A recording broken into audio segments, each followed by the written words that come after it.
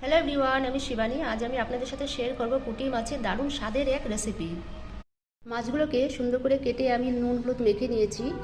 আর এদিকে আমি নিয়েছি বেগুন, আলু, টমেটো পেস্ট আর জিরে আর লঙ্কা পেস্ট। তো সবার প্রথমেই আমি মাছগুলোকে একটু লাল লাল করে ভেজে নেব। মাছগুলো ভাজা হয়ে গেছে, এখন আমি তুলে নেব। এরপর আমি বেগুনগুলোকে একটু হালকা করে ভেজে নামিয়ে নেব। এরপর আমি কড়াইতে খানিকটা তেল দিয়ে তেলটা গরম করে নিয়েছি, আর এর মধ্যে আমি দিয়ে দিচ্ছি কালো জিরা ফোড়ন,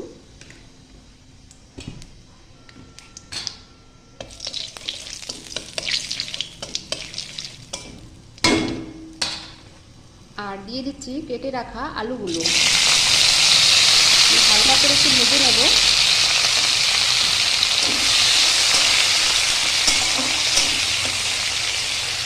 এরপর পরিমাণ মতন নুন হলুদ দিয়ে আমি টমেটো পেস্টটা দিয়ে দিচ্ছি।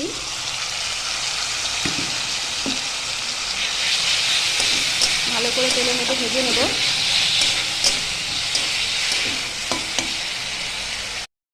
টমেটো পেস্টের সাথে আলুগুলো খুব সুন্দর করে কষিয়ে নিয়েছি, আর এর মধ্যে আমি এখন দিয়ে দিচ্ছি লঙ্কা আর জিরা পেস্ট। আরও 2 মিনিট আমি ভালো করে কষিয়ে নেব। তারপর পরিমাণ মতন জল দিয়ে আমি 5 থেকে 7 মিনিট ঢাকা দিয়ে দেবো।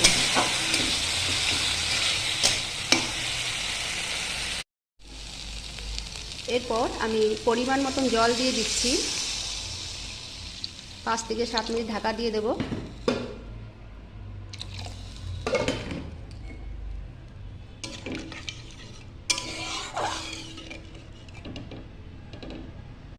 পাঁচ মিনিট পর ঢাকনাটা খুলে দিলাম, আর এর মধ্যে এখন আমি দিয়ে দিচ্ছি ভেজে রাখা বেগুনগুলো, আর দিয়ে দিচ্ছি ভেজে রাখা মাছগুলো। হালকা করে নেড়ে নেব।